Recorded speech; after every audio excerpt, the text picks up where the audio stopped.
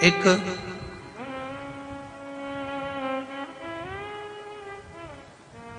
पेट है और एक पीठ है।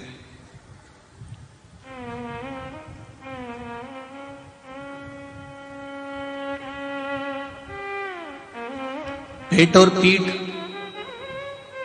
पेट का काम है पाप करवाना और पीठ का काम है उस पाप का बोझा ढोना।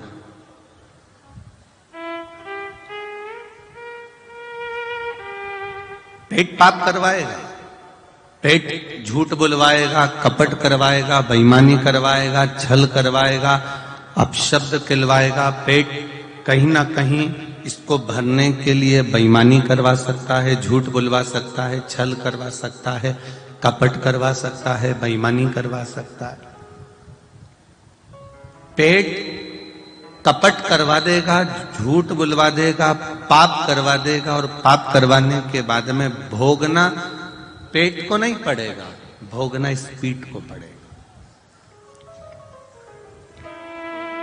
भोगना इस पीठ को पड़ेगा।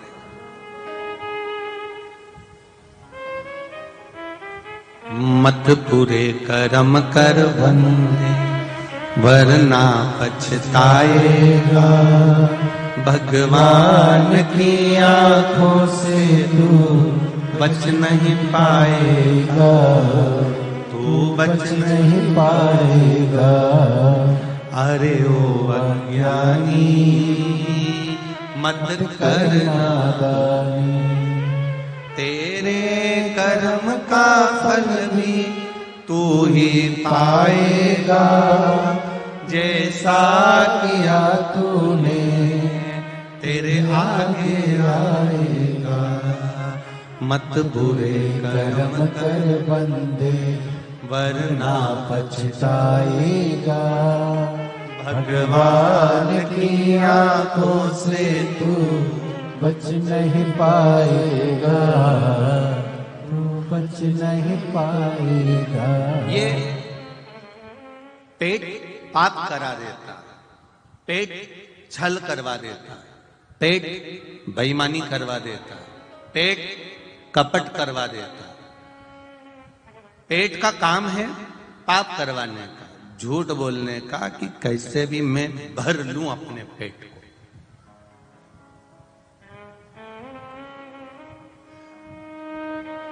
पर भोगना पीठ को है,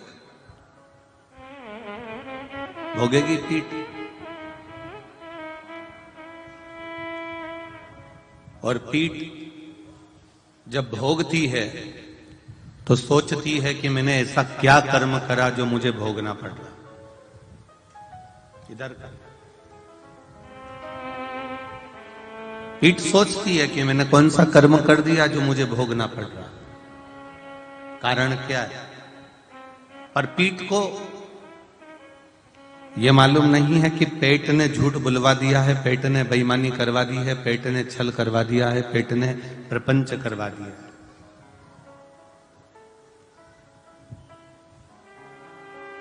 भगवान शिव की कथा कहती है, भगवान शंकर का संवाद कहता है, शिव महापुराण की कथा कहती है कि पेट देने वाले ने पेट दिया है, उसको भरने के लिए भी उसने साधन बनाए हैं, और वो साधन उसने जो बनाए हैं वो जनमानस के कल्याण के लिए बनाए, संपूर्ण विश्व के कल्याण के।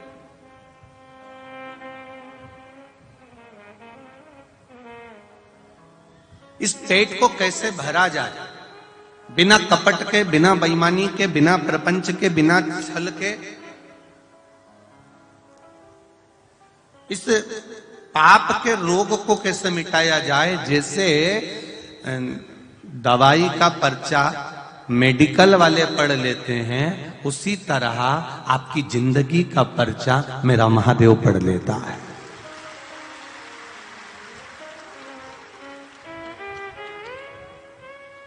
मेडिकल वाले को मालूम है कि दवाई में क्या लिखा हुआ है, क्या चीज है इसमें, क्या इसमें लिखा गया है, क्या चीज का वर्णन आया है। तो दवाई वाला तुरंत दवाई निकाल कर दे देता है कि ये दवाई में ये चीज ले लो और इस चीज से इसका आराम लग जाए।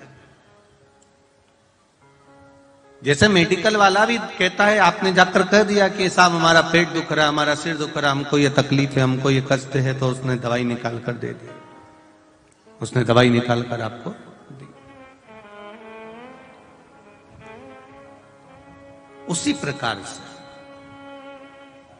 जैसे आपने कहा कि मुझे एसिडिटी हो रही है, गैस बन रही है, मेरा सिर दर्द हो रहा है, मेरे पीठ में दर्द हो रहा है, मेरे हाथ में दर्द हो रहा है, मेडिकल वाले ने केवल सुना और सुनकर आपको दवाई निकाल कर दे दी, और आपने वो दवाई मेडिकल वाले से पूछा इसको कैसे लेना है, उसने कहा साहब इसको पानी से ले लेना, इसको दूध से ले लेना, इसको सुबह ले लेना, इसको शाम को ले लेना।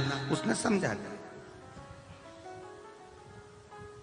उसने कहा बस मेडिकल वाला पर्चे को देखकर समझ गया कि इसको दवाई चाहिए और वो दवाई किस जगह पर काम आएगी। उसी तरह शिव मेरे भोलेनाथ और मेरा बाबा, मेरा गुरु, सतगुरु, घर के बुजुर्ग, घर के बड़े, माता पिता और घर के जो बड़े होते हैं, बुजुर्ग होते हैं, गुरु होते हैं, या मेरा भोलेनाथ होता है, वो आपके चेहरे की मात्र दशा देखकर पहचान जाता है कि इसको कौन सी दवाई की जरूरत है, ये क्यों दुखी है, इसको क्या कष्ट है, इसको तकलीफ क्या है, इसको कष्ट क्या है।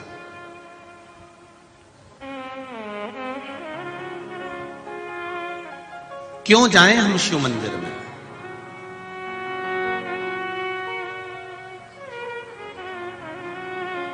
किस लिए?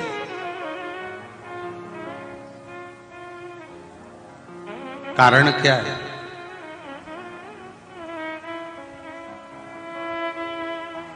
एक नाई की दुकान पर एक व्यक्ति बैठा हुआ कटिंग करवा रहा था। नाई बोला जा रहा, पहले राजनीति पर आया, फिर धर्म नीति पर आया, फिर वापस राजनीति पर आया। फिर उसने कहा दुनिया के लोगों में तो अक्ल नहीं है, बिल्कुल भी जबरदस्ती के शिव मंदिर जाने में लगे हुए हैं, महाराज के चक्कर में पड़े हुए हैं, काय को टाइम बर्बाद कर रहे हैं यहां 2-2, 3-3 घंटे तक बैठकर। उसने कहा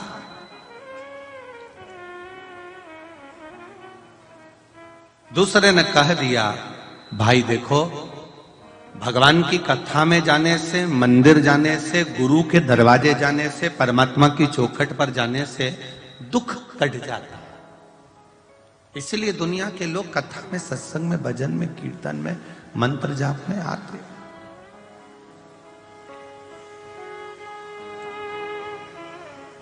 अगर भगवान है,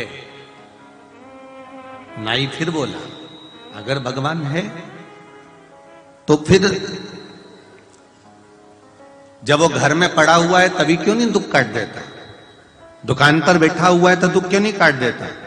कथा में जाएगा तभी दुख कटेगा, सत्संग में पहुंचेगा तभी दुख कटेगा, कीर्तन में पहुंचेगा तभी दुख कटेगा, भगवत नाम में पहुंचेगा, मंदिर पहुंचेगा तभी दुख कटेगा। तो जो व्यक्ति दाढ़ी कटिंग बनवा रहा था वो थोड़ी देर तक खड़ा रहा। खड़े रहने के बाद उसने एक पागल से व्यक्ति को देखा जो सामने से निकल कर जा रहा था। नाई से कहा भैया उसके बाल बड़े बड़े हो रहे हैं, तुम उसके बाल काट दो। नाई कहता है मैं ऐसे बाल नहीं काट सकता। वो मेरे पास में आएगा, दुकान पर आकर कहेगा कि तुम बाल काटो तो मैं बाल काटूंगा। मैं उसके पीछे जा जाकर बाल नहीं काटूंगा, मैं उसके पीछे जा जाकर उसके कटिंग नहीं करूंगा, मैं उसके पास में जाकर कटिंग नहीं करूंगा। वो मेरी दुकान पर आएगा और मुझसे कहेगा कि बाल काटो तो मैं बाल काटूंगा। उस व्यक्ति ने कहा बस परमात्मा भी ऐसा ही है, मेरा भोलेनाथ भी ऐसा ही है। वो भी कहता है, दुनिया के लोग कहते हैं दुकान पर बैठे रहेंगे और दुख कट जाएगा, घर पर बैठे रहेंगे और दुख कट जाएगा, कहीं बैठे रहेंगे और दुख कट जाएगा। तो वो दुख कटने वाला नहीं है। वो दुख जब कटेगा जब हम भोलेनाथ जी की शरण में, विठ्ठल की शरण में, हरि विठ्ठल की शरण में, स्वामी समर्थ की शरण में, जब सतगुरु की शरण में जाएंगे तो गुरु उस दुख को काट देगा। ये निश्चित है। वो दुख कटने लगेगा।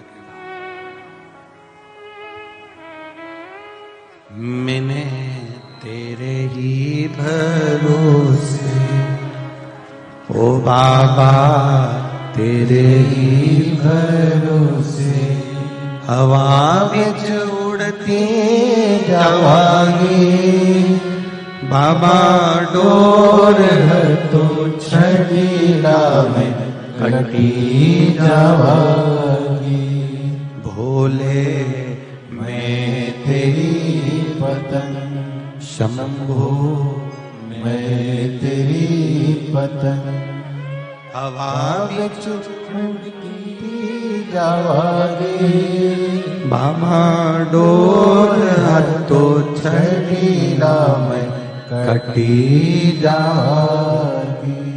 बाबा से निवेदन करिए, काटेगा दुख।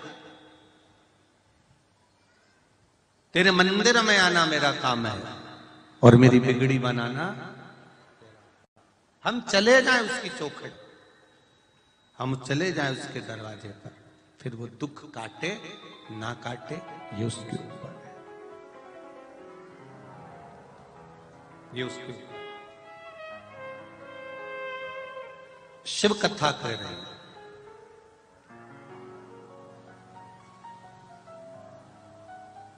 भगवान का भजन भय से मुक्त होकर करिए।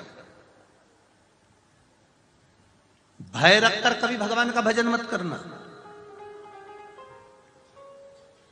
कोई तुमसे कह दे ऐसा नहीं करोगी तो तुम्हें तकलीफ हो जाएगी, तो ये भय वाली बात है, इसको भय कहते हैं। ये भय वाली बात शिव महापुराण नहीं कहते। कई लोग कहते हैं अगर हम इन भगवान का पूजन छोड़ देंगे और इन भगवान का पूजन करेंगे तो भगवान को बुरा तो नहीं लग जाएगा। मतलब तुम्हारे हृदय में कहीं ना कहीं भय लग रहा है, तुमको तुम्हारे हृदय में कहीं ना कहीं भय समाया हुआ है। भय से कभी भगवान का भजन ना करिए, भय से भगवान का भजन नहीं हो सकता। एक बहुत सुंदर बात है, जब आप ट्रेन से सफर करते हो, परवड़ी में स्टेशन है, रेलवे स्टेशन है ना, जब आप ट्रेन से सफर करते हो तो ट्रेन से सफर करते करते मान लो जल्दी जल्दी में आपने टिकट नहीं लिया और आप ट्रेन में चढ़ गए, ट्रेन में आप बैठ गए और आपने टिकट नहीं लिया।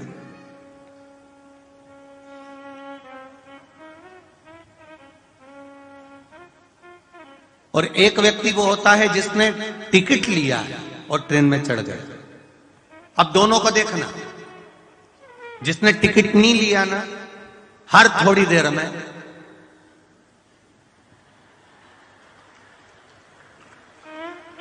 थोड़ी थोड़ी देर में उसको स्मरण रहेगा, थोड़ी थोड़ी देर में वो देखता रहेगा।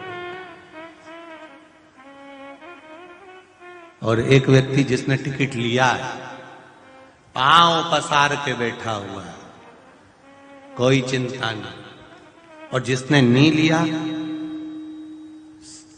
कोई मूंगफली बेचने आया ना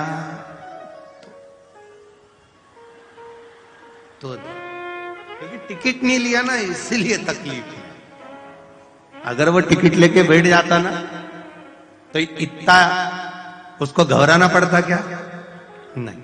जिसने टिकट लिया भले वो 25 रुपए का था, 50 रुपए का था, पर उसने लिया, शान से बैठा है, पानी की बोतल खोल के पानी भी डकार रहा है, 4 पराठे लेके गया था वो भी खा गया, बिस्कुट भी खा गया, बेफिक्र, क्योंकि टिकट लेके बैठा हुआ।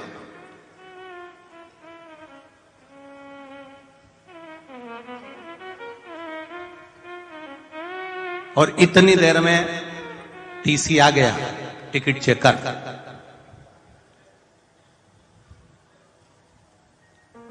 जिसके पास टिकट था उसके पास पहुंचा, लाओ टिकट दिखाओ, ये लो। वो तो आराम से मूंगफली खा रही है, देख ले तू ही देख। उसने साइन करा, बैठे रहो। उसने कुछ नहीं बोला, बस केवल एक कलम हिलाई चल दिया। अब इसके पास पहुंचा टिकट, सर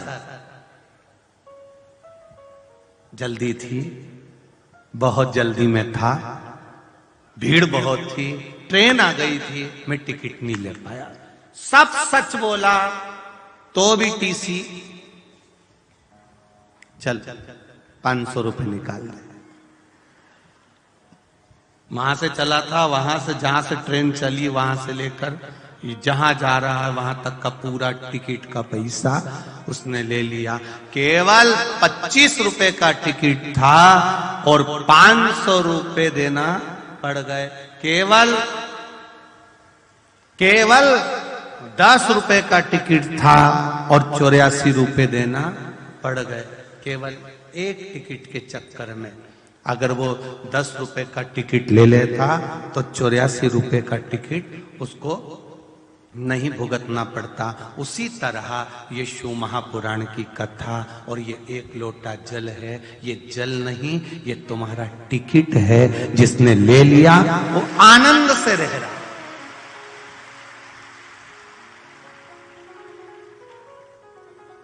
एक लोटा जल जो चढ़ा रहा है महादेव को, जो शिव महापुराण की कथा सुन रहा है, आशा चैनल के सामने बैठा है, फेसबुक यूट्यूब पर सुन रहा है, मोबाइल पर श्रवण कर रहा है, उसने प्रतिदिन का टिकट लिया हुआ है, उसको घबराने की जरूरत नहीं है। बहाना बनाया है। परवड़ी में कथा थी, क्यों साहब तुम्हारे गांव में कथा हो रही है, कथा सुनने नहीं गए? अरे साहब बस पूछो मती, इतना फैला रहा, इतना काम, इतना काम, इतना काम। इन्होंने 10 रुपए का टिकट नहीं लिया, अब मरने के बाद 84 का चक्कर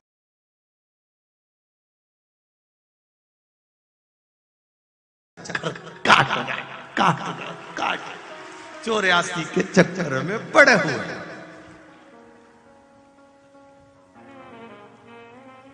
दोनों की दुकान पास में थी, आपकी भी और पड़ोसी की।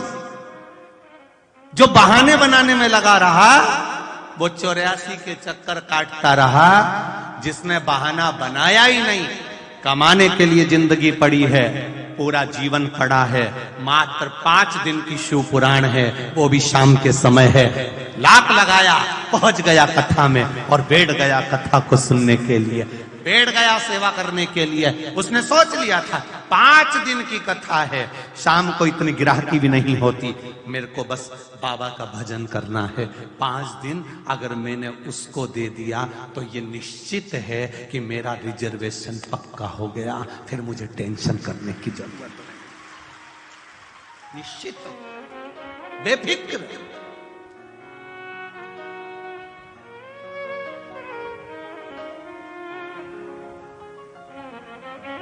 बेफिक्रता। राजा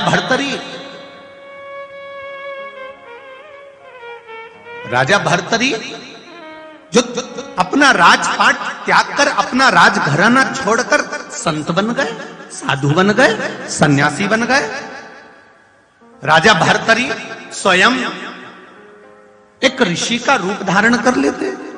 एक बार देवाधिदेव महादेव माता पार्वती के साथ भ्रमण पर निकले और भ्रमण पर निकलते निकलते भर्तरी को देखा तो पार्वती जी आश्चर्य में पड़ गई। कितना तप है इसमें, कितनी साधना है इसमें, कितना तन पर भस्म रमाया हुआ है, जटा जूट बांधा हुआ है और मस्तक पर चंदन लगाया हुआ है। कितनी कितनी तप मुद्रा है, कितनी साधना है, कितना तप है, कितना तप है।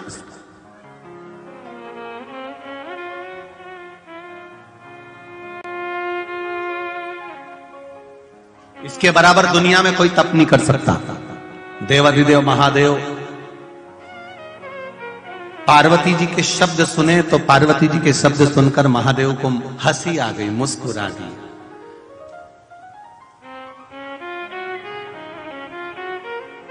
ये माताओं की थोड़ी सी आदत होती है, किसी के घर के भी पर्दे देखकर आकर्षित हो जाती है,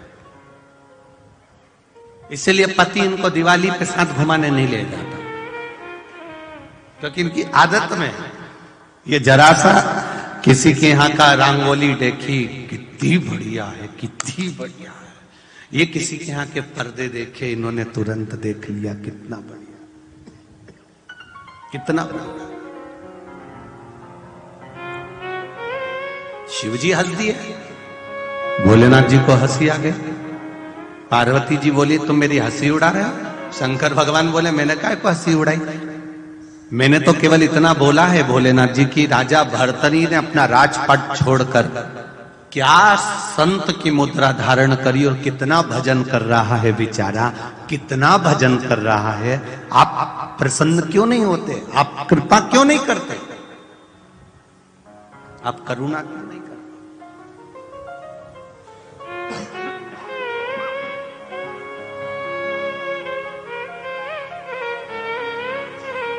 आप थोड़ी कृपा करिए ना इस पर, आप थोड़ी करुणा करिए ना इस पर। भोलेनाथ जी बोले भर्तरी की अभी थोड़े से समय की तपस्या तुम्हें तपस्या लग रही है। पार्वती जी बोली उसने पूरा घर छोड़ दिया, पूरा राजसी ठाट छोड़ दिया, अपना पूरा सुख छोड़ दिया और यहां आके बैठा है। शंकर भगवान बोले सब कुछ छोड़ दिया पर आसक्ति नहीं छोड़ी इसने आसक्ति नहीं छोड़ी। पार्वती जी बोली कौन सी आसक्ति नहीं छोड़ी, पास में एक तकिया रखा है सोने के लिए, एक पात्र रखा है पानी पीने के लिए, एक पंखा रखा है गर्मी लगे तो।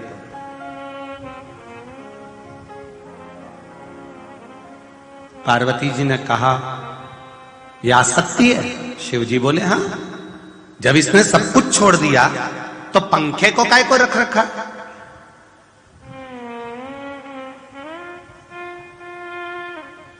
जब इसने सब कुछ छोड़ दिया तो पानी का पात्र क्यों रख रखा है।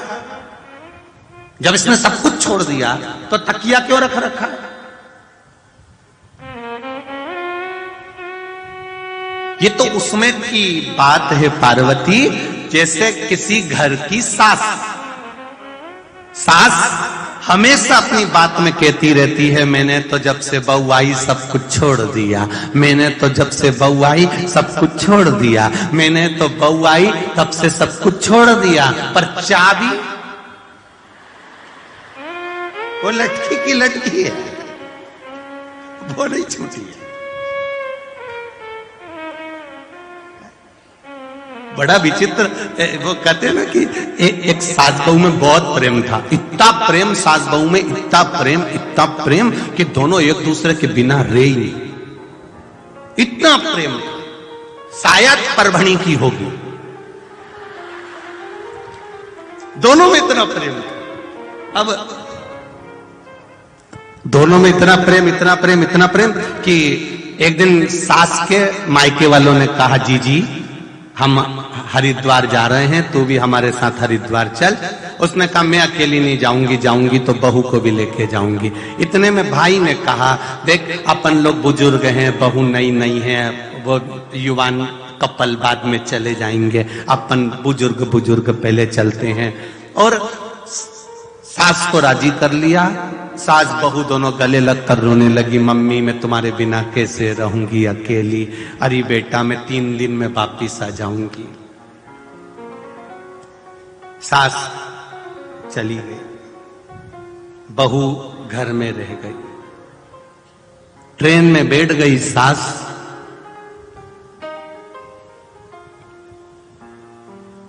और ट्रेन में बैठकर सास थोड़ी आगे निकली तो उसको याद आया कि मेरी अलमारी की चाबी तो लगी की लगी रह गई।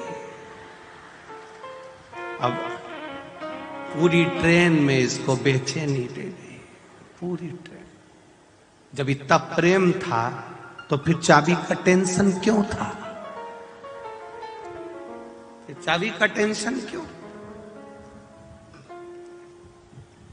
दूसरे दिन बहू मन में विचार करी मेरी सास हरिद्वार पहुंच गई होगी, गंगा नहा रही होगी, मैं भी कितनी पापन कि मैं हरिद्वार नहीं जा सकी, गंगा नहीं नहा सकी।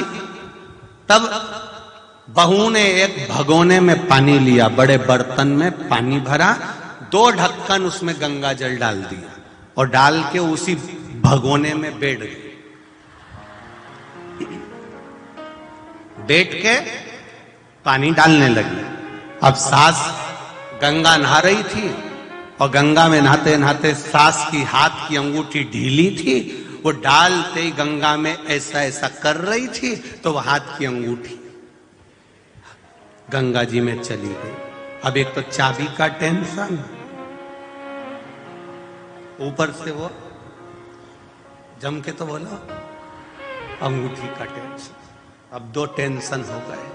अब गंगा नहाने में मन नहीं लगे उसका। और बहू गंगा नहाते नहाते बोली, मेरी सास जिस हरिद्वार के घाट पर नहा रही है गंगा मैया, वही घाट पर मैं भी नहा रही हूं, तो कृपा करना गंगा मैया। सास की अंगूठी इसके भगोने में आ गई, इसके भगोने, तो सास की अंगूठी। इसने देखा ये तो मेरी सासू के हाथ में रहती थी और यहां आ गई, बड़ा आश्चर्य। अब सास घर आई, सबसे पहले चाबी देखी लगी थी,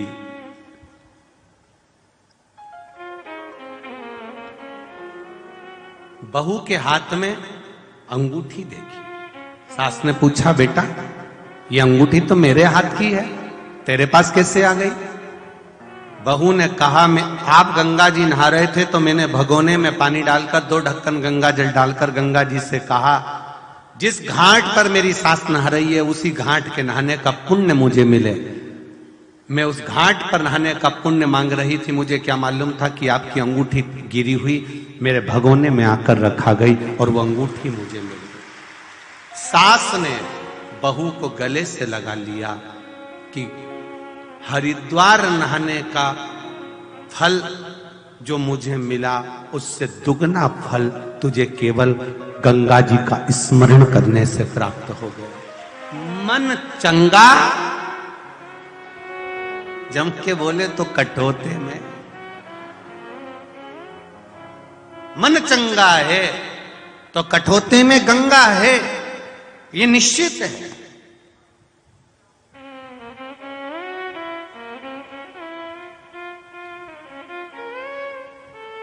थोड़े में बहुत मिल गया। 7 दिन की कथा की जगह 5 दिन की कथा मिली आदरणीय सांसद जी को, पर वो कठोते में गंगा है। अब जो नहा लिया वो नहा लिया, जो आनंद पा लिया वो पा लिया, जो गया वो गया, रह गया।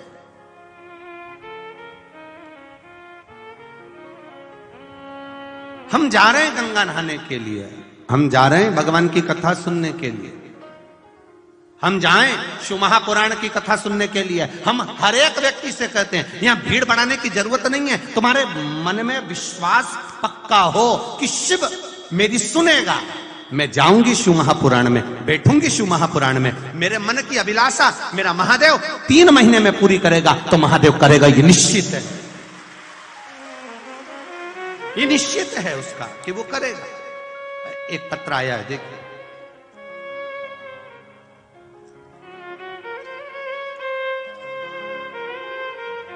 कई लोगों ने पूछा, गुरुजी वो कथा आप श्री राम शिव महापुराण की कथा बाच रहे हो?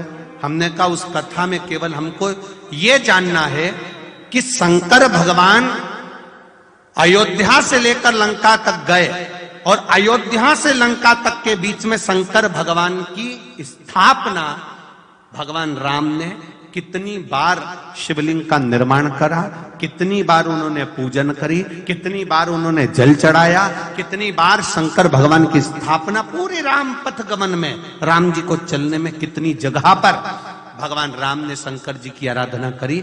उस 23 जनवरी से 29 जनवरी तक की जो कथा है पावागढ़ की, उस कथा का रस तत्व वहां श्रवण कर कर अपने जीवन को सार्थक करना। मिले मौका, प्राप्त हो मौका, सुनो, कथा का रस तत्व ग्रहण करो, कथा के रस तत्व को धारण करो। मिले मौका, उसको अपने जीवन में उतारने का प्रयास करो।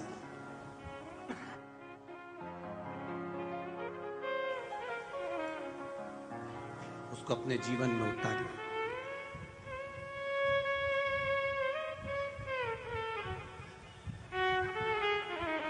पार्वती जी ने कहा, भोलेनाथ जी, आप कह रहे हो कि भर्तरी की आसक्ति नहीं छूट रही।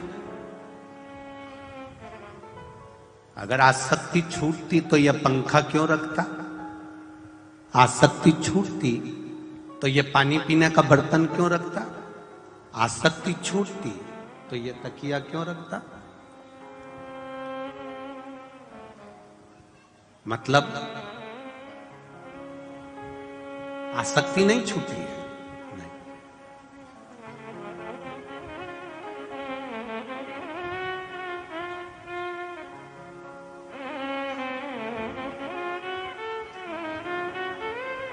महाराज, हाथ की भाग्य की लकीरें इस हाथ की मुट्ठी में हो सकती है। आप इन लकीरों को काबू कर सकते हो, पर भाग्य पर काबू कर सकते हो क्या? नहीं। हाथ की लकीरें मुट्ठी में रखकर तुम लकीरों को काबू कर सकते हो, पर भाग्य को काबू नहीं कर सकते। भाग्य को काबू केवल जिसने भाग्य बनाया है, मेरा महादेव, वही कर सकता। उसकी शरण में जाकर, उसके चरणों में पहुंच, उसकी शरणागति ग्रहण कर, उसके चरणों में पहुंचकर उसको नमन कर। हाँ, उसके चरणारविंद को पकड़ते हैं तो हमें सुख का अनुभव होता है। बहुत शिव महापुराण के कई बातों का बहुत विरोध होता है। आदरणीय सांसद जी, हम लोग कई बार कथा करते हैं तो उसमें कई चीजों का विरोध लोग करते हैं कि शिवलिंग जैसे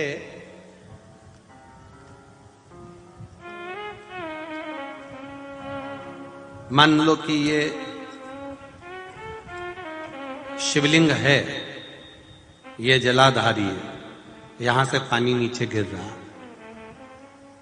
अब पहले लोग यहां जल चढ़ा देते थे और अपने घर चले जाते थे। बोलो सही है कि गलत है? अब लोगों को यह मालूम पड़ गया कि यहां गणेश जी महाराज हैं, षडानंद कार्तिकेय जी हैं बीच में, बोलो बोलो जम के, अशोक सुंदरी है, पार्वती जी का हस्त कमल है, ऊपर से जो जल गिर रहा है वो जया, विषहरा, शामली बारी, दौतली, देव, शंकर जी की 5 लड़कियां हैं। अब लोगों को ये ज्ञात हो गया, तो अब जितने भी लोग जल चढ़ाने जाते हैं, अगर कोई कामना से जल चढ़ाता है तो यहां चढ़ाया, यहां चढ़ाया, यहां चढ़ाया, यहां चढ़ाया, फिर शिव जी पर चढ़ा दिया। जब आते हैं तो दोनों हाथों से शिव जी के, ये गणेश जी कार्तिकेय की जो जगह है, अशोक सुंदरी की जो जगह है, उसको छू कर आते हैं। बोलो सही है कि गलत है? अब कई लोगों ने इसका भी कहा कि बताओ, शिव जी का स्पर्श करना चाहिए, शंकर जी का स्पर्श करना चाहिए, शंकर जी को जल चढ़ाना चाहिए, शंकर जी का भजन करना चाहिए। महाराज जी ने तो चरण बता दिए हैं कि यहां स्पर्श कर लो।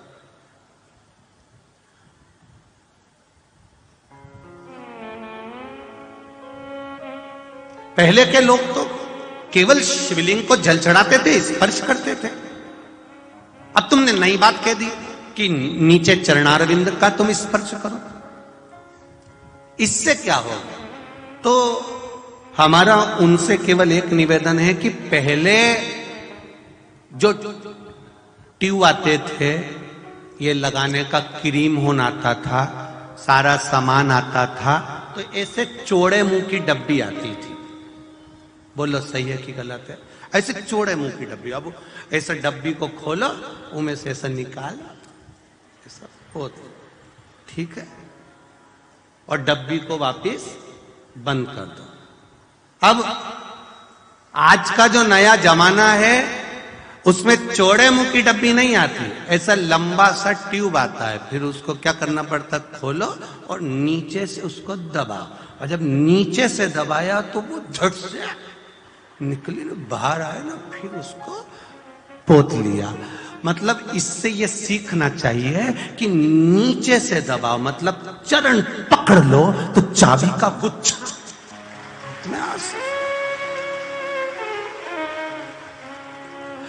अब लोग पहले के जमाने की बात आज तक लेके बैठे हैं, ये सब सास का गला पकड़ के बैठे, ससुर का भी गला पकड़ के बैठे।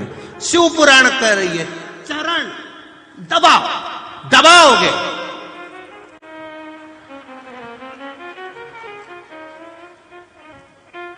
अब तुम तो गला दबा रहे हो, उनको बात बात में तुम चुप बैठे रहो, तुम चुप बैठे रहो, मुंह बंद कर रहे हो, तो वो चौड़ा मुंह का डब्बा। अब तुम कल से प्रैक्टिकल करना, अब तुम रोज शाम के टाइम, रोज शाम के टाइम चरण दबाना, सास इतनी खुश हो जाएगी कि एक दिन उसके मुंह से भवक निकल जाएगा, मेरे पास अंगूठी रखी है 3 तुझे दे दूंगी। वो निकला, तुरंत बाहर निकल गया हो, तुरंत।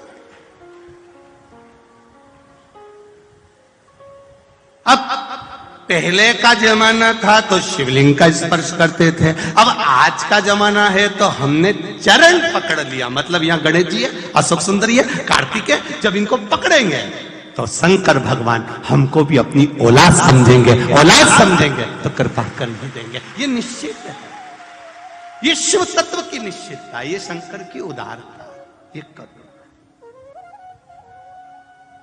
मेरे भोले तेरा सहारा है, मेरी नैया का तू किनारा है, मेरी नैया का तू किनारा है।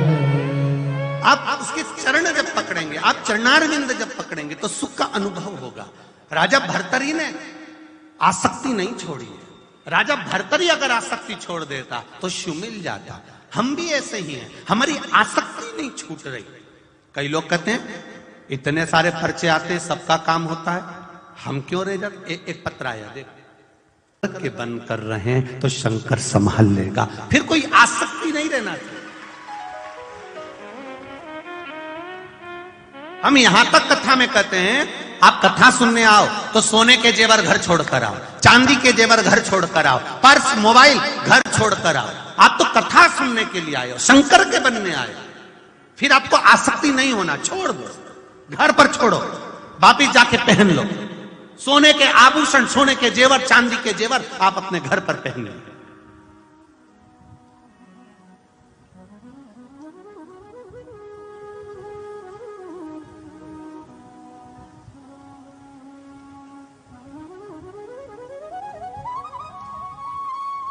महाराज दुकान पर बैठकर धन कमाने की सोचना, पर कथा में बैठकर भजन कमाने की सोचना कि शिव कैसे मिले,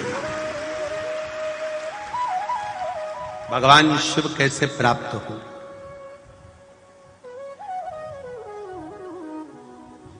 बहुत कृपा करी है मेरे महादेव ने, ये जो 2 डिपार्टमेंट अच्छे दिए हैं, ये दोनों कंपनी बहुत जोरदार है।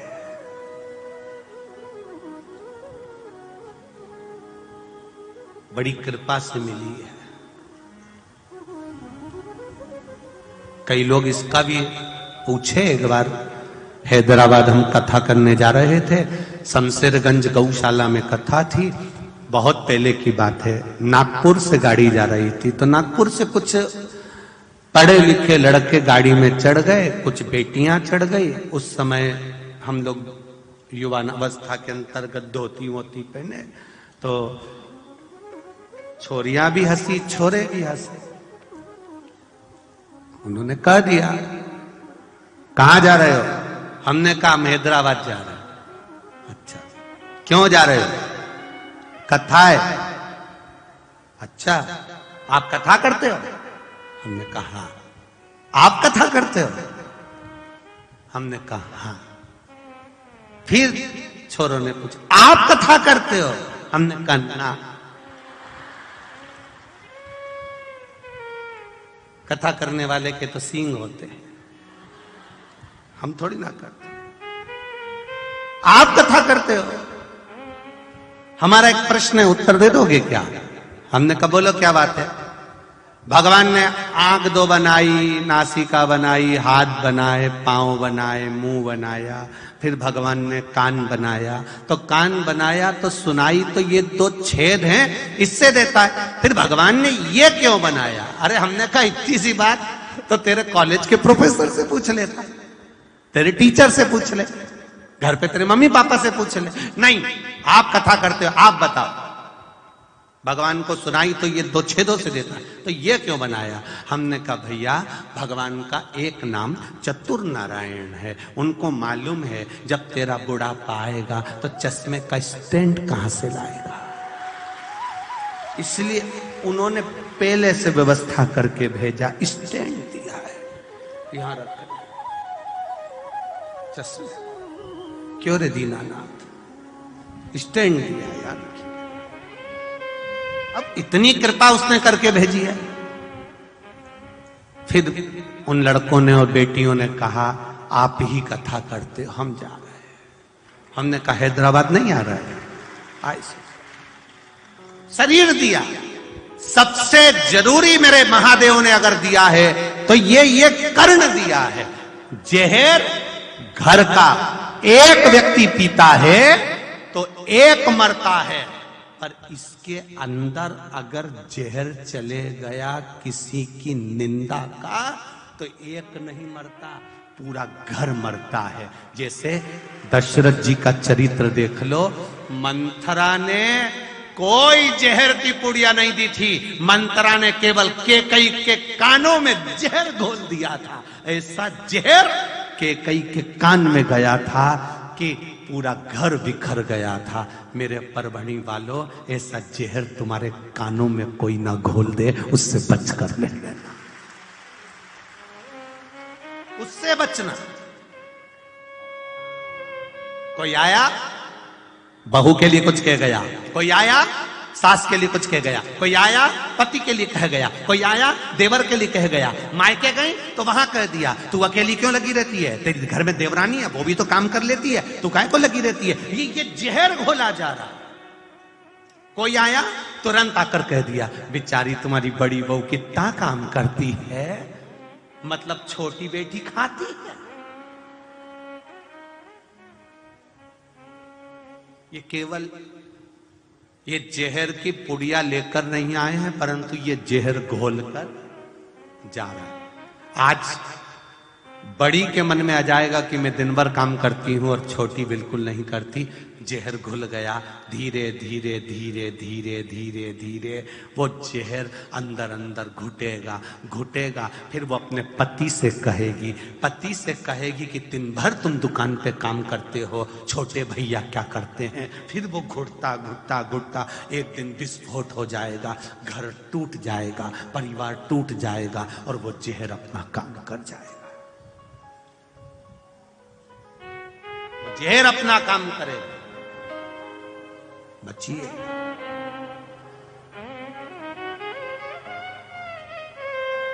ये जहर घोलने वालों से थोड़ा सा बचने का प्रयास करना, जो तुम्हारे कानों में जहर घोलते, विष घोलते। ये धर्म परावर्तन कराने वाले, धर्म बदलाने वाले तुमको केवल कानों में जहर घोलते हैं। क्या करना सनातन धर्म में, क्या करना शिव मंदिर जाकर, क्या करना एक लोटा जल चढ़ाकर,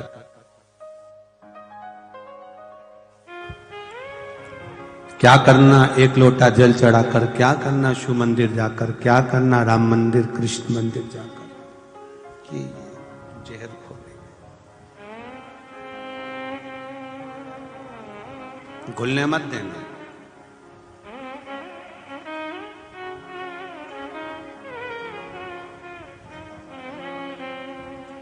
जहर घुलने नहीं देना।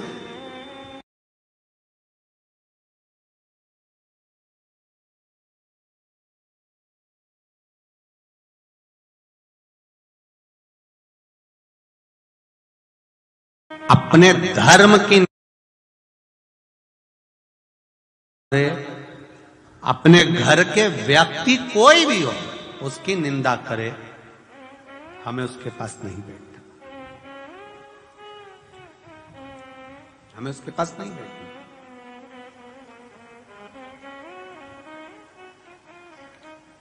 बढ़ जाए। पार्वती जी ने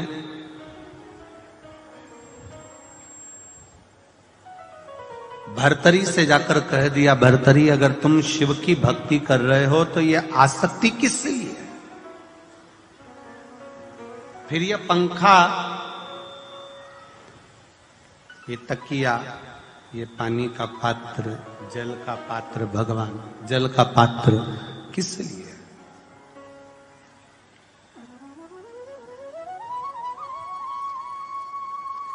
इस आसक्ति को तुम छोड़ दोगे तो निश्चित है कि शिव आपको मिलेंगे। उसने पंखा छोड़ दिया, जल का पात्र छोड़ दिया, तकिया छोड़ दिया। कई वर्ष के बाद शंकर पार्वती फिर भ्रमण पर निकले। जरा ध्यान देना चंद्रभागा शिव महापुराण की इस कथा पर।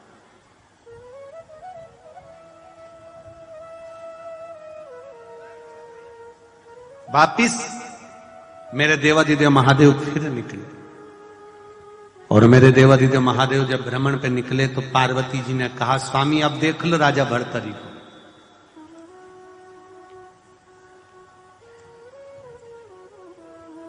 अब ये राजा भर्तरी सब कुछ छोड़ दिया,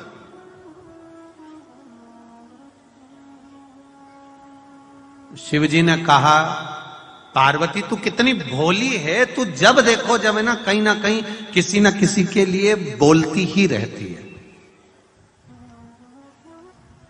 ये कहीं ना कहीं किसी ना किसी रूप में बोलती ही रहती है। देख, अगर राजा भर्तरी ने सब कुछ छोड़ दिया, अभी भी तो इसकी आसक्ति खत्म नहीं हुई। क्या आसक्ति खत्म नहीं हुई? प्रभु देखो, पूरे गांव गांव में जाकर भिक्षा मांग रहा है, पूरे गांव गांव में पहुंचकर भिक्षा मांगकर खा रहा है।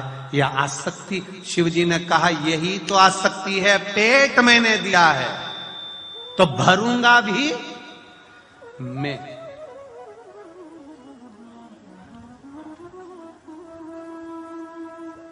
जन्म मैंने दिया है तो मां के स्तनों में दूध भी मैंने दिया है, भरूंगा। इसको आसक्ति रखने की जरूरत नहीं है शंभू,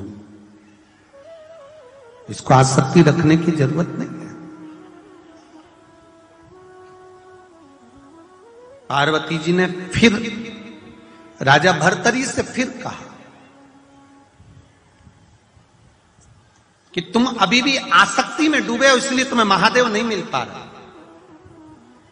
कोई कोई एक पशुपति व्रत करता है और उसका काम हो जाता है, कोई कोई 2 पशुपति व्रत करता है उसका काम हो जाता है, और कोई कोई ऐसा भी है कि कर रहा है, 1 बार कर लिया, 2 बार कर लिया, तो भी महादेव ने मेरी सुनी नहीं। और कारण क्या है? आप आए नहीं, सुबह हो गई, मेरी पूजा की थाली धरी की धरी रे।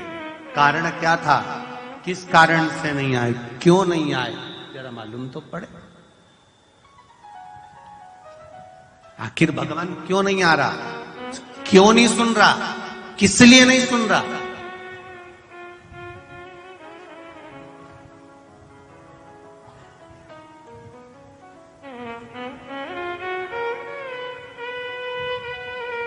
एक पत्र में लिखा है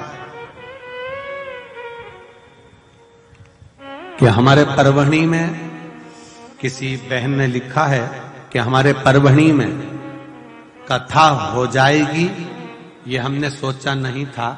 सांसद जी पे शिव जी की कृपा ऐसी हो गई जिन्होंने परवणी में कथा करवाई। ये पत्र में लिखा एक बहन ने, सोचा नहीं था। वो लिख रही है कि हमने तो शंकर जी से कहना चालू कर दिया था, शिव जी को एक लोटा जल चढ़ाते, भगवान देवादिदेव महादेव से प्रार्थना करते, शिव जी से निवेदन करते, शंकर भगवान से कहते हैं, भगवान शिव से कहते हैं, भगवान शिव से प्रार्थना करते।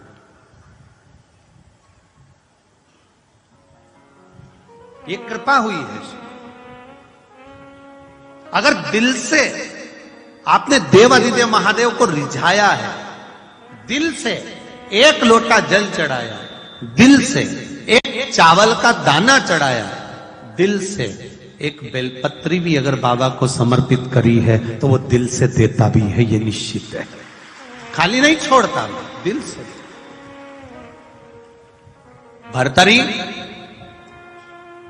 तुम्हारी भक्ति का अभी विश्वास दृढ़ नहीं हुआ है, तुम्हारा भरोसा पक्का नहीं हुआ है। तुमने जब भरोसा पक्का कर लिया, जब तुम्हारी भक्ति दृढ़ हो गई, भरोसा निश्चित हो गया, तो ये निश्चित है कि शिव आपको मिल जाएगा, शंकर आपको प्राप्त हो जाए।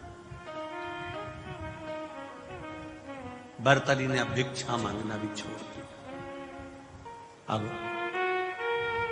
भर्तरी ने एक काम करा, चंद्रभागा नदी के तट पर पहुंच गया राजा भर्तरी। क्यों? क्योंकि राजा भर्तरी को यह मालूम था कि सारी नदियों में एक नदी ऐसी है, चंद्रभागा, गंगा पाप धो देती है, यमुना का पान जीव को मोक्ष दे देता, नर्मदा जी का दर्शन जीव को मुक्ति प्रदान कर देता, ताप्ती का नाम जीव को मुक्ति प्रदान कर देता। पर राजा भर्तरी ने अपने गुरु से सुन रखा था, राजा भर्तरी ने गुरु गोरखनाथ के स्मरण में सुन रखा था, केवल इस मृत्यु लोक की एक नदी ऐसी है, चंद्रभागा, जो देवादिदेव महादेव की प्रिया है, आनंद देने वाली है, हरि विठ्ठल को शिव से मिलाने वाली और शिव को हरि विठ्ठल से मिलाने वाली है। वो चंद्रभागा पूरी दुनिया की केवल एक नदी ऐसी है जो अपने तप को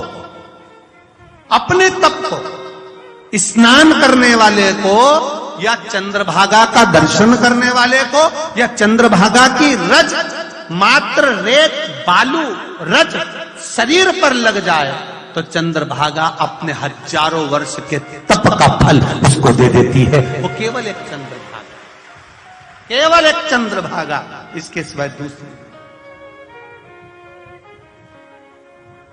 लग गया भर्तरी को। राजा भर्तरी ने जब मन में विचार करा कि अब मुझे क्या करना है, तो कि चंद्रभागा के तट पर जाना है। चंद्रभागा के तट पर, हाँ, गए, तप करा, तप का बल बढ़ा। जब चंद्रभागा नदी ने अपना तप बल राजा भर्तरी को दे दिया, प्राप्त हो गया, राजा भर्तरी फिर पुनः आ गए। आने के बाद आज राजा भर्तरी तप बल के कारण, आज भर्तरी ने मन बना लिया कि अब मैं ना तो खाऊंगा, न जल पीऊंगा, न पानी पीऊंगा, न भोजन करूंगा, सब कुछ त्याग दिया। जब तप का बल बढ़ जाता है, चंद्रभागा ने जब अपना तप बल राजा भर्तरी को दे दिया, राजा भर्तरी ने खाना पीना सब छोड़ दिया, सब कुछ।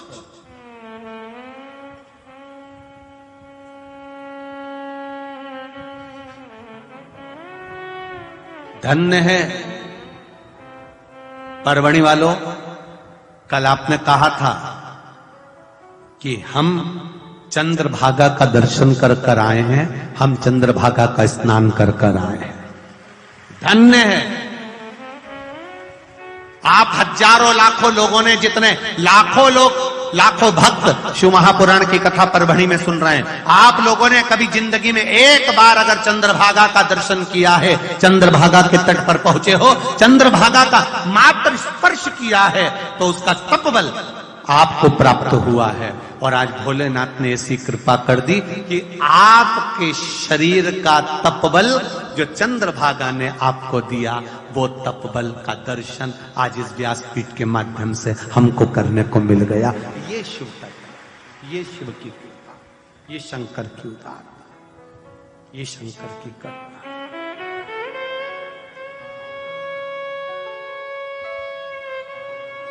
ये शिव करुणा। भर्तरी वापिस आ गए।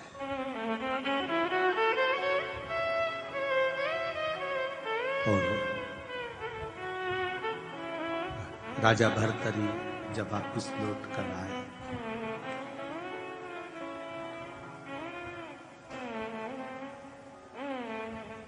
भोजन त्यागा, जल त्यागा, सब कुछ त्याग कर राजा भर्तरी अब शिव की आराधना में बैठे हो।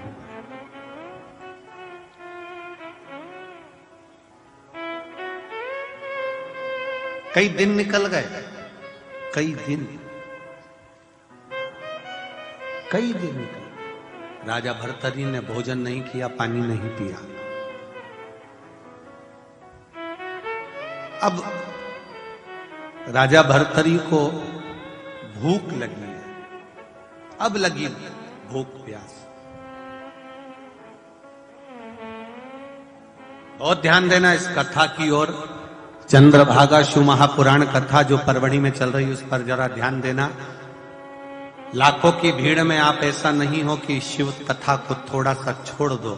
स्मरण करना, व्यक्ति को भूख कब लगती है, प्यास कब लगती है।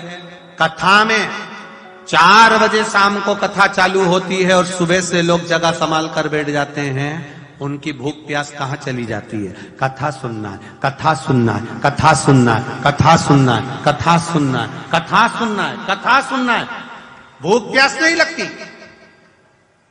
छोटे छोटे बच्चों को लेकर माताएं कथा में बैठी हुई हैं, और बच्चे, एक बच्चे की आवाज यहां पर आ जाए तो देख लीजिए, कोई सुई भी गिर जाए तो आवाज समझ में आ जाए। कितना कितना साइलेंट। कथा की ललकता, तुम्हारा चित्त, तुम्हारी वृत्ति, तुम्हारा मन कथा में रमा हुआ। तुम्हें लग रहा है शिव मिलेगा, शंकर मिलेगा, आए। फिर वही वाली बात आ गई। बच्चों को जब रोटी नहीं खाता तो कहते हैं ना, बाबा। बस बच्चा एकदम रोया है, रो रहा है, चुप हो जाएगा। बाबा, बाबा आ जाएगा, बच्चा चुप। उसने देख लिया अभी तक नहीं आया, फिर क्या करेगा? फिर रोएगा, रोएगा तो फिर मान कह दिया, बाबा आ जाएगा, चुप। कितनी सोचने वाली बात है कि बच्चा रो रहा है और उसको कह दो कि बाबा आएगा तो बच्चा चुप हो जाता है। उसी तरह संसार में दुख आए तो कह देना मेरा बाबा आएगा, दुख समाप्त हो जाएगा, थोड़ा आराम मिलेगा। चित्त को, वृत्ति को, मन को थोड़ी शीतलता का अनुभव होगा, थोड़ा आनंद का अनुभव होगा, थोड़ा आनंद अपने आप प्रकट होता चलेगा।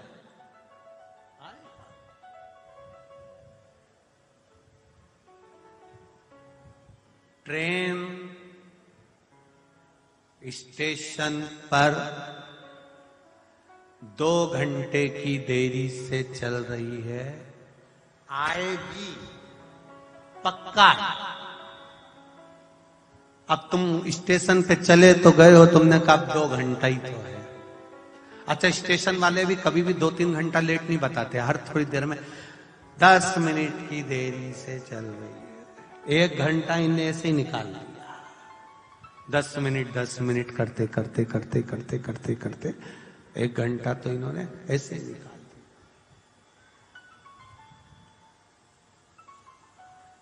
फिर धीरे धीरे धीरे धीरे धीरे धीरे 3 घंटा निकाल दिया। आ रही है, आ रही है, आ रही है। तब फिर सम्मुख में आई, बैठे, तब मन में धैर्य बंधा। जैसे थोड़ी देरी हो सकती है मेरे देवाधिदेव महादेव को आने में। अगर दुख भारी है तो काटने में थोड़ा समय लग सकता है। भगवान मालिक है जी। थोड़ा साउंड ठीक करिए ना बाबा।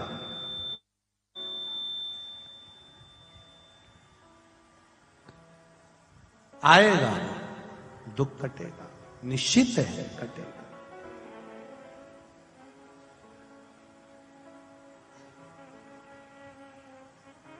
बस उसकी बाट जोना, उसका इंतजार करना।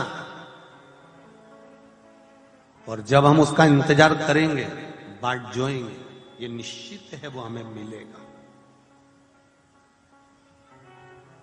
मैंने तेरे ही भरोसे ओ बाबा, तेरे ही भरोसे हवा विच उड़ते जा और हटो छठीला में कटी जावागी। भोले मैं तेरी पतंग, शंभो मैं तेरी पतंग। आएगा वो, निश्चित है आएगा, पहुंचेगा।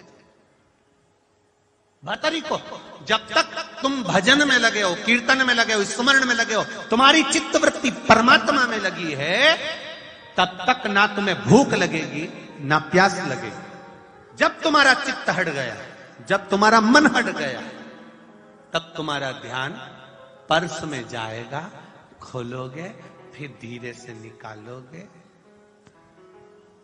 मलोगे, फिर भजन का इंतजार करोगे। महाराज जैसे ही भजन गाएगा, फटकी लगाओगे, महाराज जी बोले हार हार, बस वो इंतजार। मतलब मन हटा, पटरी पे से तुम्हारी चित्त वृत्ति हटी, तुम्हारा ध्यान हटा, फिर तुम्हें पर्स में याद आया कि मैं लौंग लेकर आई थी, मैं सुपारी लेकर आई थी, मैं इलायची लेकर आई थी, मैं टॉफी लेकर आई थी। फिर धीरे से खोल के तुरंत आया याद। और वो कब आया? जब तुम्हारा ध्यान हट गया। भर्तरी को भूख कब लगी? जब उसका ध्यान हट गया।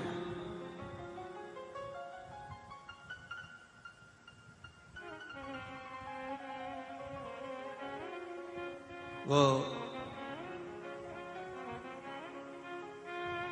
दिन भर भूख नहीं लगती माताओं को करवा चौथ के दिन। करवा चौथ के व्रत में दिन भर भूख नहीं लगती। भूख कब लगती है? जब चलनी लेके, देखना जरा, निकला,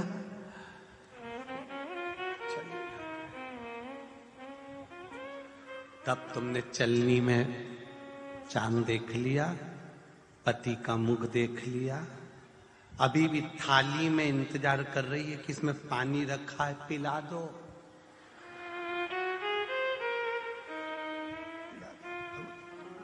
तब फिर पति का ध्यान गया कि सुबह की भूखी है, ले पानी पिला दो। तब पानी पिलाते से ही सबको प्रणाम करा। सबसे पहले नीचे आई रसोई घर में दादा, और निकुल के भगवान, दिन भर से क्यों नहीं भूख लगी? दिन भर से भूख क्यों नहीं लगी? क्योंकि तुम्हारा चित्त उस चांद में लगा हुआ था। दर्शन करना है, दर्शन करना है, दर्शन करना है, दर्शन करना है, तो भूख नहीं लगी है। वो देखने की, दर्शन की ललकता थी, तो भूख नहीं लगी।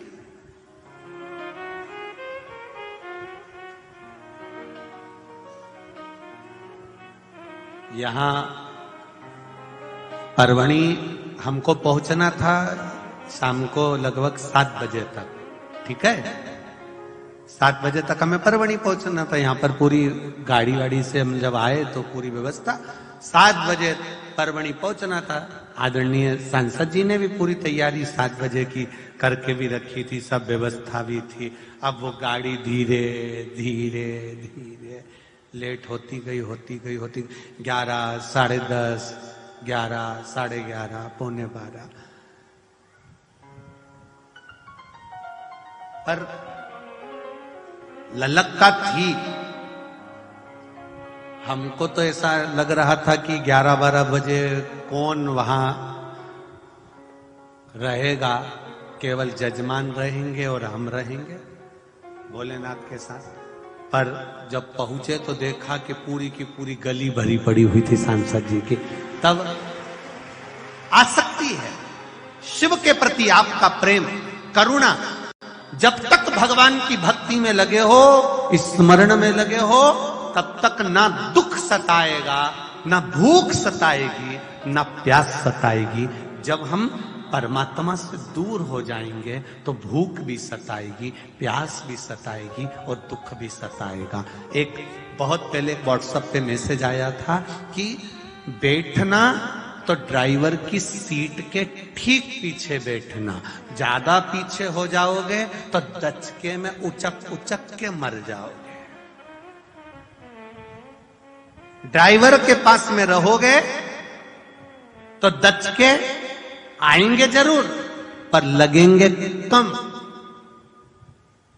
धीरे लगेंगे।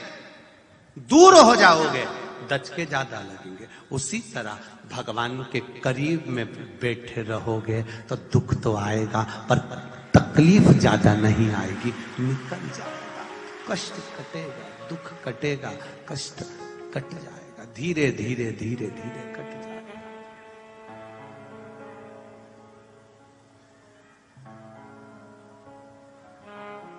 दुख कटेगा, तकलीफ कटेगी। भर्तरी को भूख लगी तो उसने सोचा क्या करूं, चिता जल रही थी, मुर्दे को लेकर आए थे तो उसको पिंड दिए थे। 2 पिंड मुर्दे के पास में, जलती हुई चिता के पास में पड़े हुए थे। 2 पिंड उठा लिए, उसको सेक रहा है चिता के ऊपर, खा रहा है, तैयारी कर रहा है। शंकर भगवान पार्वती जी के साथ फिर भ्रमण पे निकले। उन्होंने, पार्वती जी ने फिर कहा, देखा भर्तरी को, देखो प्रभु कितना भूखा है, कुछ भोजन भी नहीं किया, पानी भी नहीं पिया, कुछ 20 सालों हो गए उसको। शिव जी कह रहे हैं अभी रुक जा तू, देख पिंड को उठाया, टिक्कड़ बनाई, चिता पर सेकी, खाने की तैयारी है। शंकर भगवान बोले अभी भी इसकी आसक्ति गई, अभी भी इसकी आसक्ति नहीं गई। कितना तप दिया चंद्रभागा ने, कितना बल दिया चंद्रभागा ने। जब तक तप बल था तब तक ये भक्ति में डूबा रहा।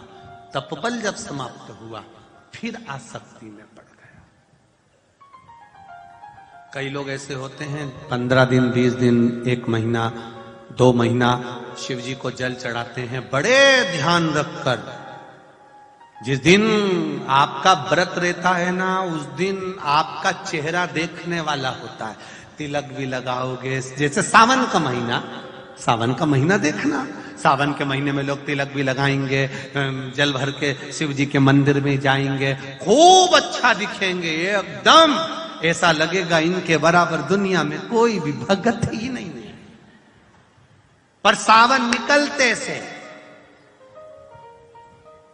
जब भादो आता है, जैसे भादो बरसता है, फिर इसके मुंडा से ये बरसता है, तब मालूम पड़ता है कि ये बरसाती मेंढक था। तब समझ, शंकर का भगत, शिव का उपासक, शिव की आराधना करने वाला, शंकर का भजन करने वाला, शंकर का कीर्तन करने वाला, शंकर की भक्ति में डूबने वाला। कभी बरसाती मेंढक मत बनना कि 4 दिन नजर आए मंदिर के अंदर, 5 दिन नजर आए तिलक लगाते हुए, 6 दिन नजर आए शंकर भगवान की भक्ति करते हुए, और 7वें दिन वापिस वैसे की वैसे हो गए। नहीं, शिव की भक्ति में इतने डूबते चले जाना कि शंकर भगवान को भी लगे दुख आपका हो और तकलीफ मेरे महादेव को हो, तो समझना कि शिव भक्ति का मूल हो।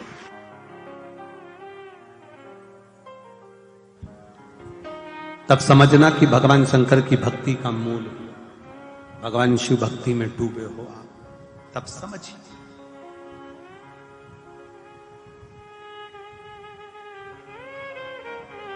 दुख तुम्हारा, तकलीफ उसको हो रही, तकलीफ उसको हो।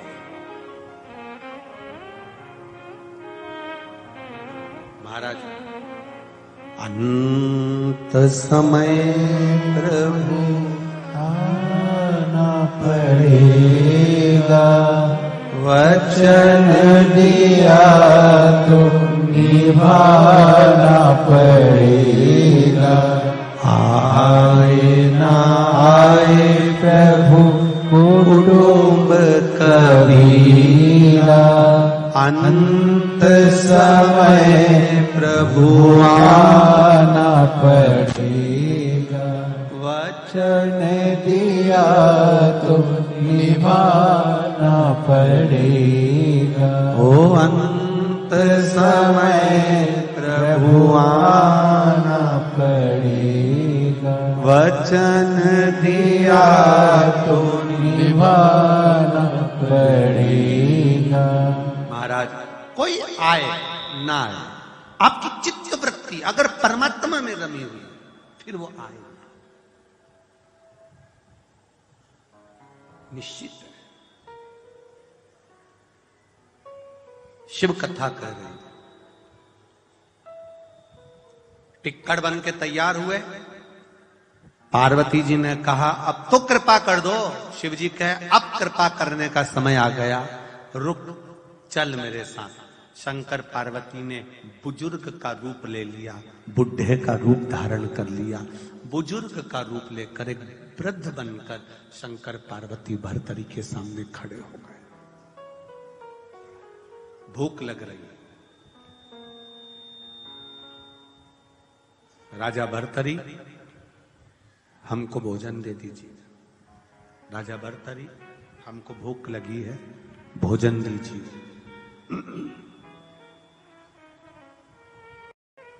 हमें भूख लग रही है राजा भर्तरी, भोजन दीजिए। राजा भर्तरी ने जो 2 रोटी 2 टिक्कड़ सेके थे वो पिंड के आटे के, राजा भर्तरी ने वो शंकर पार्वती के सम्मुख में रख दिए।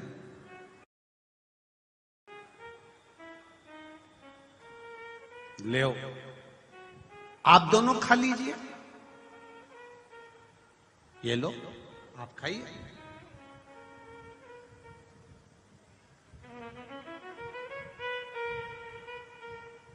ले ये खाओ।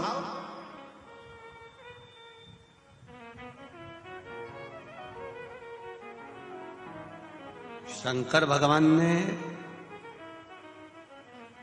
पार्वती जी को देखा और पार्वती जी ने शिव जी को देखा। देखा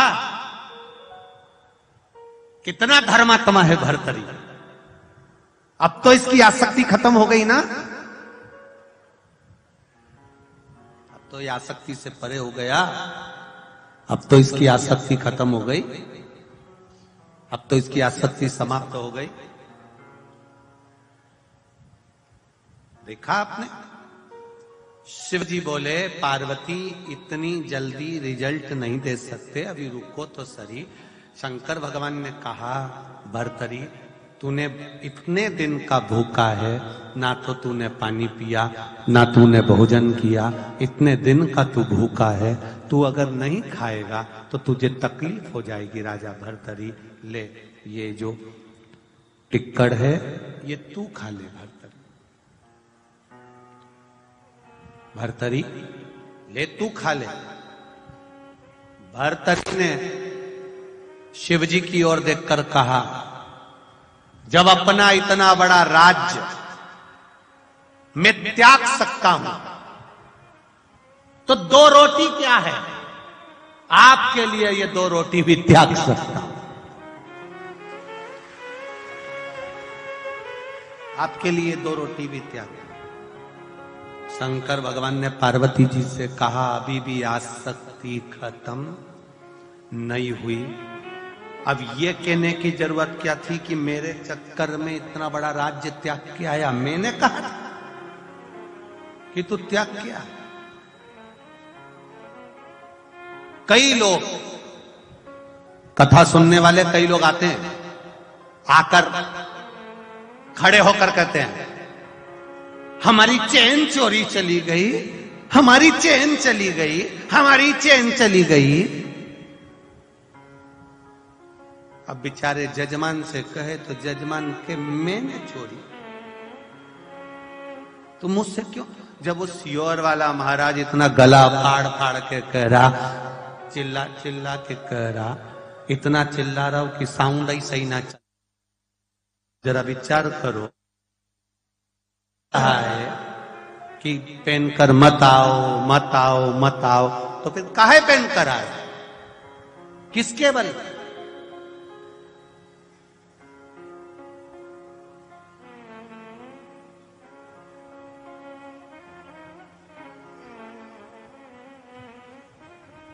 शिवजी ने कहा अभी इसकी आसक्ति खत्म नहीं हुई,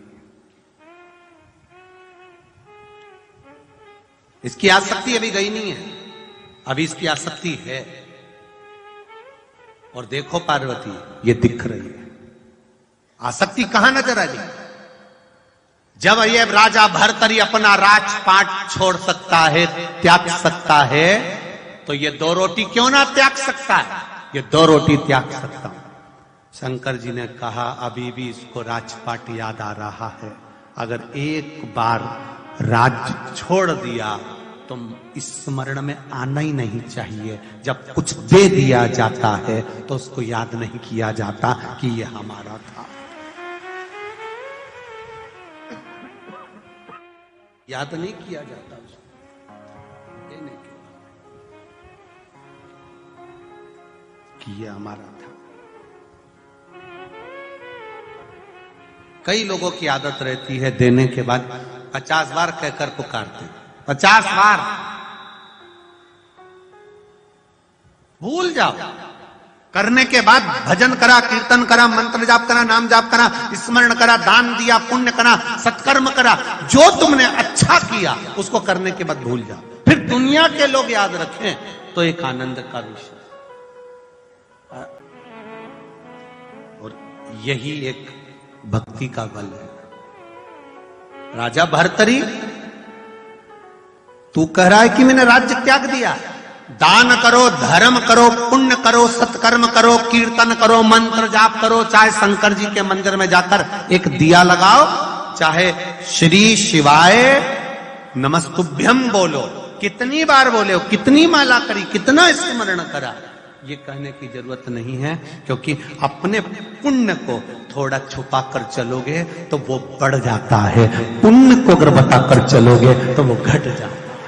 पुण्य थोड़ा छुपा कर चलना चाहिए, पुण्य को छुपा कर चलो।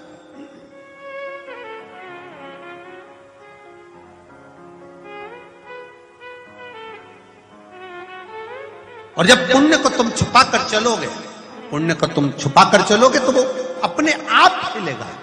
इत्र जो होता है ना, उसकी डब्बी को केवल खोला और खोलते से उसमें सुगंध चालू हो जाती है। खोल, बस आप दिल से उसको स्मरण करते। महाराज शिव कथा कह रहे हैं, भगवान शंकर ने पार्वती जी से कहा पार्वती अभी इसकी आसक्ति रह गई है, आसक्ति समाप्त नहीं हुई है। तब शिव जी नहीं रहे, ना मन में बात आई। तब शंकर भगवान ने पार्वती से कहा, भर्तरी की आंख से आंसू बहने लगे, मेरे भोलेनाथ आप मुझको कभी नहीं मिलोगे।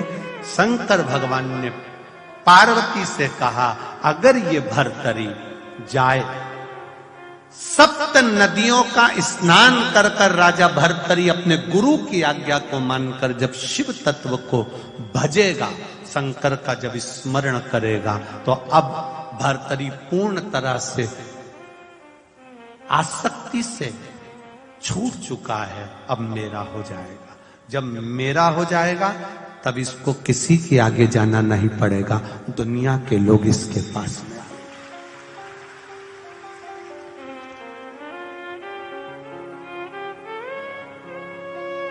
मकर संक्रांति है, कब करे हो? कल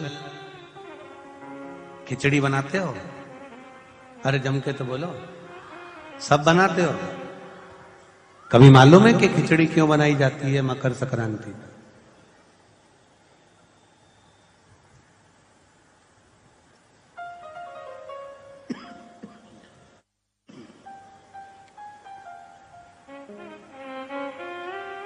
खिचड़ी बनाने का कारण क्या है? वो मकर संक्रांति का दिन था जब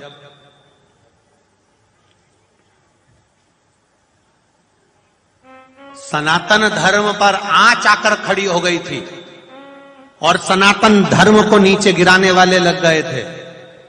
चारों तरफ आक्रमण कर दिया था। तब सैनिक भी नहीं थे।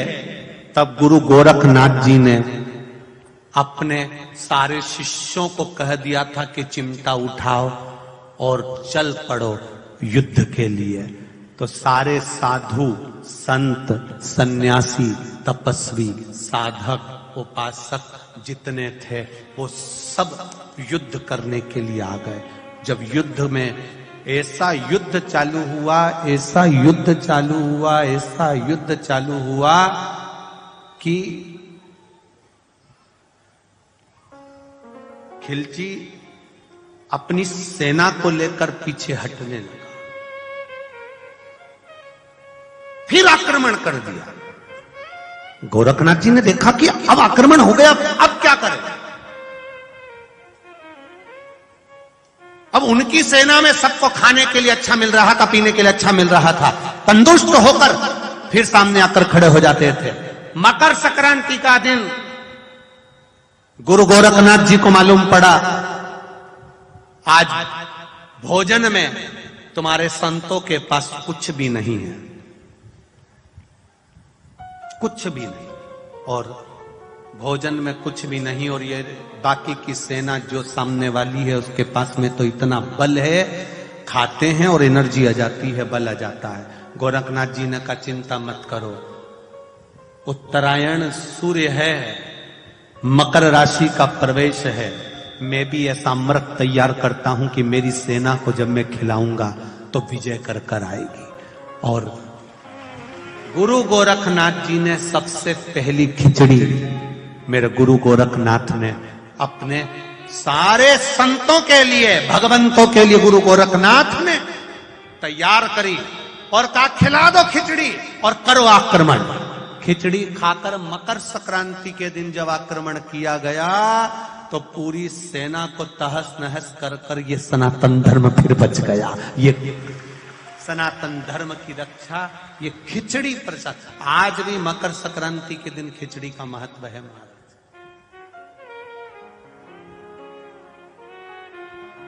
क्यों क्यों बनाए, किस लिए, क्यों मकर संक्रांति के दिन वो उड़ाते हो? और जम के तो बोलो। हमारे सनातन धर्म में, हिंदू धर्म में एक दिन दिया गया है पतंग उड़ाने के लिए। एक दिन दे दिया, ये पतंग उड़ा लो, उड़ाओ, काटो। सनातन धर्म में एक दिन दिया गया कि एक दिन उड़ाओ, मना नहीं है। एक दिन काटो, मना नहीं है, पर बाकी के दिन किसी भी बहन बेटी की कोई फालतू बात मत उड़ाना और किसी की जिंदगी मत काटना। ये हमारा सनातन धर्म का। किसी बेटी का संबंध आया, किसी बेटी का रिश्ता आया, किसी के लड़के का संबंध आया, किसी के लड़के का रिश्ता आया, और कोई तुम्हारे पास में फोन लगाया, साहब वो भैरू सिंह जी की बेटी कैसी है, और तुमने उड़ाना चालू कर दिया। अरे ऐसा ना ना, शिव महापुराण की कथा कहती है साल में एक दिन हमारे सनातन धर्म में दिया जाता है, उड़ाओ और काटो। केवल एक दिन उड़ाना और एक दिन काटना। बाकी के दिन किसी बहन बेटी की मत उड़ाना, किसी व्यक्ति की मत उड़ाना, किसी की ठिठोली मत उड़ाना, किसी की हंसी मत उड़ाना और किसी पर उंगली मत उठाना और ना किसी की जिंदगी को काटने का सोचना। शिव तुम्हारे साथ रहेगा। उड़ाओ, मना नहीं, मना नहीं। एक दिन दिया गया वो भगवान की भक्ति के लिए। शिव कथा कर, भगवान शंकर का संवाद कर रहा है। ब्रह्मदेव के मन में यह विश्वास जागृत नहीं हो पा रहा था कि भगवान शंकर ही भगवान के पिता हैं। जब एक पर्वत का घर्षण किया गया, मंथन किया गया, तब शिवलिंग प्रकट हुआ। शिवलिंग में से ब्रह्मा जी को ज्ञान उपदेश दिया। तब ब्रह्मा जी ने सृष्टि क्रम आगे बढ़ाया और सृष्टि के आगे बढ़ाने में फिर जो आगे वर्णन आया है, दक्ष की धर्म पत्नी है प्रसूति, जिनके घर में माता सती का जन्म होता है। सती के जन्म लेने पर माता सती शिव की भक्ति में डूब जाती हैं, शंकर की स्मरण में डूब जाती हैं, शिव तत्व में डूब जाती हैं। इतना डूबती हैं, इतना डूबती हैं कि शंकर पति के रूप में मिल जाते हैं।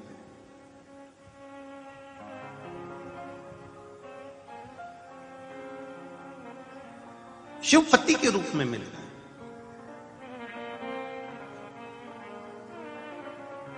दक्ष प्रजापति ने सती को पाने के लिए कितना तप करा था कि मेरे घर में एक बेटी का जन्म और हो जाए। 60 लड़कियां जन्म लेने के बाद एक लड़की दक्ष प्रजापति ने फिर मांगी है भगवान से कि एक बेटी का जन्म और हो जाए।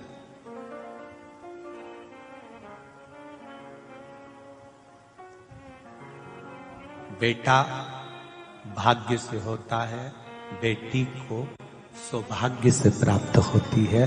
भाग्य का भी 100 गुना करना पड़ता है, तब जाकर बेटी का जन्म होता है अपने घर में। 2 मित्र मिले, दोनों मित्र सालों के बाद मिले। बहुत जब कुंवारे थे तब मिले थे, अब शादी हो गई, बच्चे हो गए, दोनों मिले। एक मित्र ने दूसरे मित्र से पूछा, शादी हो गई? हो। कितने बच्चे हैं? मेरे 2 लड़के हैं। 2 लड़के? अरे वाह। कहां रह रहे हो आजकल? बस पुणे में रह रहा हूं। पुणे में कहां रह रहा हूं? मंगलवार पेट में। ओहो, बहुत बढ़िया। जॉब है? हाँ, बहुत बढ़िया।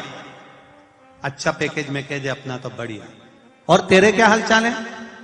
मैं तो यहीं गांव में रह रहा हूं। अच्छा, शादी हो गई? हो। कितने बच्चे? मेरी 2 लड़की है। लड़की? 2 हाँ, 2 लड़की। अच्छा। मित्र बोला, अच्छा हुआ भगवान ने मुझे 2 लड़के दिए। लड़की का कितना ध्यान रखना पड़ता है, कहां जा रही, क्या कर रही, पढ़ाई कर रही, नहीं कर रही, स्कूल जाओ, छोड़ने जाओ, कॉलेज जाओ, ये करो वो करो, लड़की का कितना ध्यान रखना पड़ता है। अच्छा हुआ भगवान ने मुझे 2 लड़के दिए, लड़की नहीं दी। लड़की का पिता जो सामने खड़ा था, दोनों बेटियों का हाथ पकड़ा हुआ था। ये मेरी 2 बेटियां हैं। आंख से आंसू नीचे गिरा तो बड़ी लड़की ने अपने पापा की आंख के आंसू को देख लिया। बड़ी लड़की ने जब अपने पापा की आंख का आंसू देखा, देखकर सामने वाले अंकल का कुर्ता खींचा और कुर्ता खींचकर कहा, अंकल आप कहते हो भगवान ने अच्छा हुआ आपको लड़की नहीं दी? अंकल मैं कहती हूं भगवान हमेशा लड़की भाग्यशाली को देता है, खोलने को नहीं देता।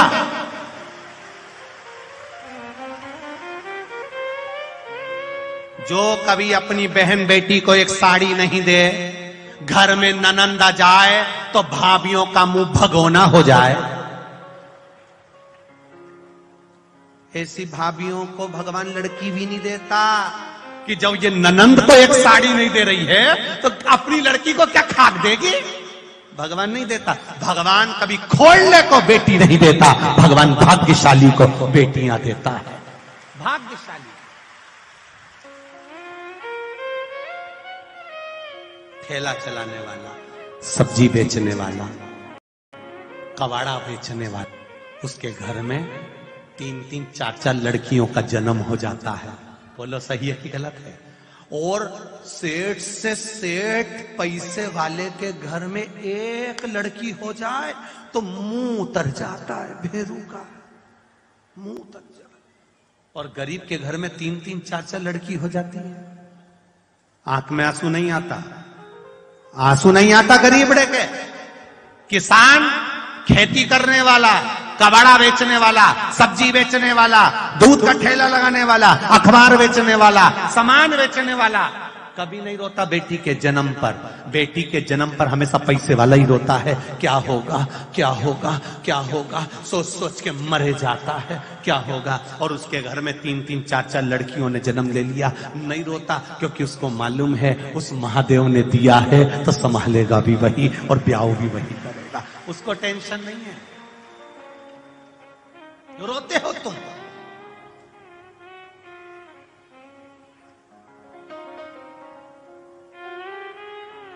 पूरे मराठवाड़ा में, पूरे महाराष्ट्र में, पूरे महाराष्ट्र में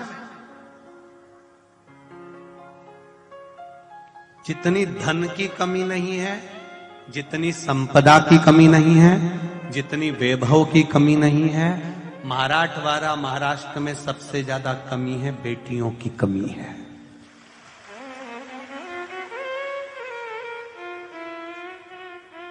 सबको छोरा चाहिए, छोरा। बस टावर हो जाए, क्या बोलते, डी करा नहीं, महाराष्ट्र में क्या बोलते, मुलगा।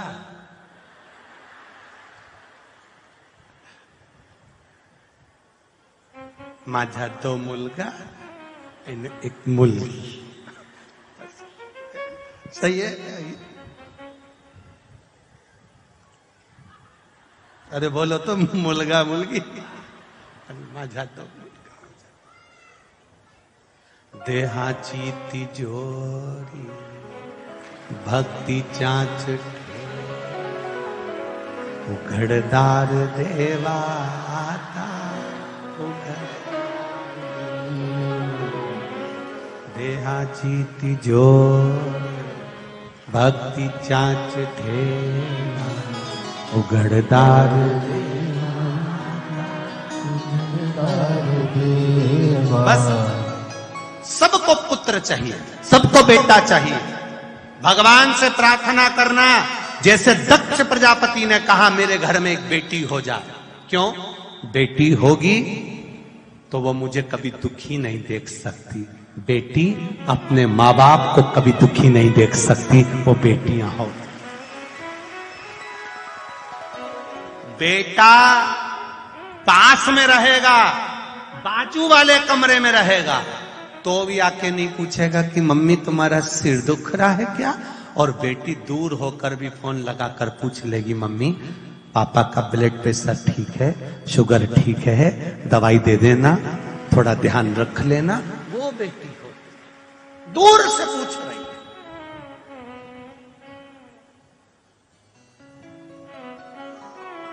दूर से पूछ।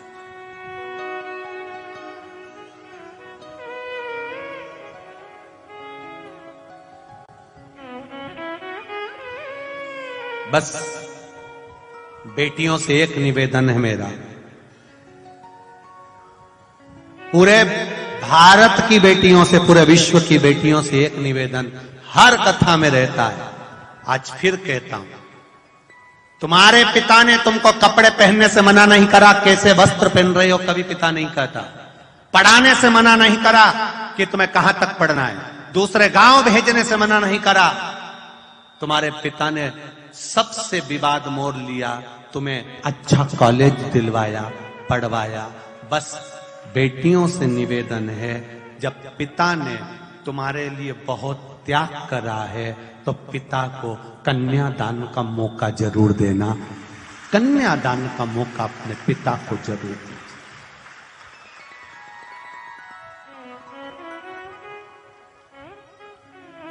बॉडी सॉडी के चक्कर में मत आ जाना।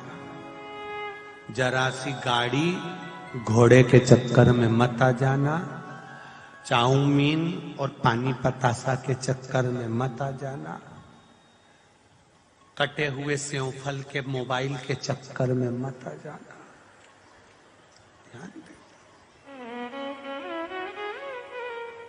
मौका दो, कहीं पर भी रहो, किसी से भी मित्रता रहे, पर जब शादी का समय आ जाए तो कह दो सामने वाले से, मेरे माता पिता जहां कहेंगे शादी वहां करूंगी, कन्यादान का मौका मैं अपने बाप को, अपने पिता को, अपनी मां को दूंगी। अपने माता पिता से छल नहीं कर सकती, अपने माता पिता से बेईमानी नहीं कर सकती। सती मैया का विवाह शिव जी के साथ हुआ। सती मैया शंकर भगवान के संवाद को जान नहीं पाई। सती मैया क्रोध की अग्नि में जलकर समाप्त हो गई। हिमालय राज के यहाँ पार्वती बनकर प्रकट हो गई। पार्वती बनकर प्रगटी और भगवान शिव के साथ में माता पार्वती का मंगल विवाह हो रहा है। जो